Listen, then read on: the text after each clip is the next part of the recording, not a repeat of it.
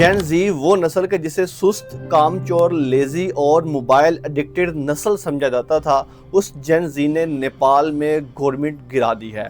नेपाली वज़ीर-ए-आज़म केपी शर्मा ओली ने रिजाइन कर दिया है। मिनिस्टर लेवल की शख्सियात को सड़कों के ऊपर लातों, मुक्कों और घूंसों के साथ उनकी सेवा की जा रही है। मनी हीस्ट का नेपाल वर्जन सड़कों पे देखने में मिल रहा है, जहां पैसे लुटाए जा रहे हैं। ये सब कुछ कैसे हुआ, आइए जानते हैं आज की इस वीडियो में।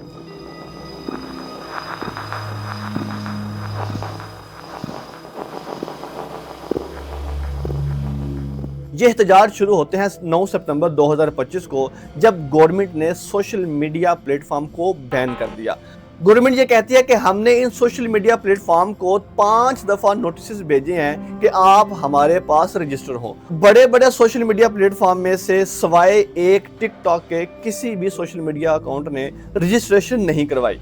आखिरकार गवर्नमेंट ने ये सोशल मीडिया प्लेटफॉर्म बंद कर दिए हैं। 9 सितंबर 2025 को एहतजाज शुरू होता है। सड़कों पर आने वाले नौजवानों का ये बयान है कि गवर्नमेंट ने सोशल मीडिया प्लेटफॉर्म बैन कर दिए हैं, आज़ादी इजहार राय, फ्रीडम ऑफ स्पीच पर पाबंदी लगा दी है। एहतजाज शुरू किया जाता है। प्रोटेस्टर पार्लियामेंट के अंदर घुस जाते हैं। पार्लियामेंट की इमारत को आग लगा दी जाती है। अपोजिशन लीडर के घर को आग लगा दी जाती है। बड़े बड़े मिनिस्टर को हेलीकॉप्टर के जरिए रेस्क्यू किया जाता है। केपी शर्मा ओली समेत जितने भी लोग थे उन्होंने भागकर अपनी जान बचाई। लेकिन सवाल यह है कि क्या सिर्फ सोशल मीडिया पर लगाई जाने वाली पाबंदी ही ये मेन रीजन थी जिस वजह से इतना बड़ा एहतजाज हुआ, जिसकी वजह से गवर्नमेंट गिराई गई? बिल्कुल ऐसा नहीं है। यकीनन इसके पीछे बहुत बड़ी रीजन है। आइए जानते हैं उन रीजन को। नेपाल के 4 बड़े मसले हैं: political instability, nepotism, corruption, unemployment and 5 and last था सोशल मीडिया बैन। आइए अब इन 5 को तरतीब से समझते हैं। सबसे पहला पॉइंट, पॉलिटिकल इंस्टेबिलिटी, सियासी अदम इस्तेहकाम। अगर हम नेपाल की हिस्ट्री को देखें तो नेपाल एक बादशाहत यानी कि मोनार्की सिस्टम मुल्क था। 2008 के अंदर इस मुल्क को डेमोक्रेटिक यानी जमहूरी मुल्क डिक्लेयर कर दिया जाता है। 2008 से लेकर 2025 तक कोई एक सिंगल वजीर आजम भी अपना दौरे हुकूमत मुकम्मल नहीं कर सका। बल्कि आप इससे अंदाजा लगा लीजिए कि इन 17 सालों के अंदर 14 प्राइम मिनिस्टर तब्दील हो चुके हैं। यानी कि एक प्राइम मिनिस्टर को एवरेज 12 से 14 माह का सिर्फ दौरानिया मिला है। बल्कि इस दौरान तो कई साल ऐसे भी आए हैं कि एक साल के अंदर 3 प्राइम मिनिस्टर चेंज हुए हैं। 2011 के अंदर माधव कुमार, झालानाथ कनाल और बाबू राम भट्टाई, सिर्फ एक साल के अंदर ये 3 प्राइम मिनिस्टर तब्दील हुए थे।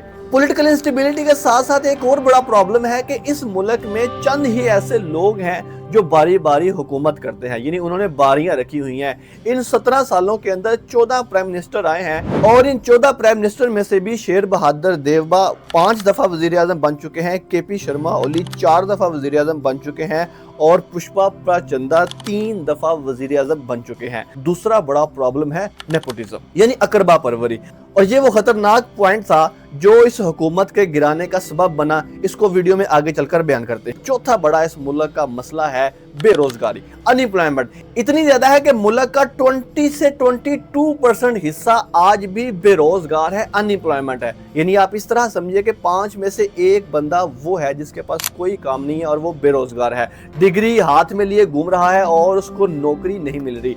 इसीलिए इस मुल्क के अंदर ज्यादातर लोग बाहर के मुल्क जाना, दूसरे मुल्कों में जाके काम करना पसंद करते हैं, और सिर्फ काम करना ही पसंद नहीं करते बल्कि किराए के कातिल बनना भी पसंद करते हैं। ये नेपाली नौजवान ही थे जो बेरोजगारी से तंग आकर रशिया यूक्रेन वार में हिस्सा ले लेते हैं और किसी ना किसी तरीके से अपने घर वालों का पेट पालते हैं।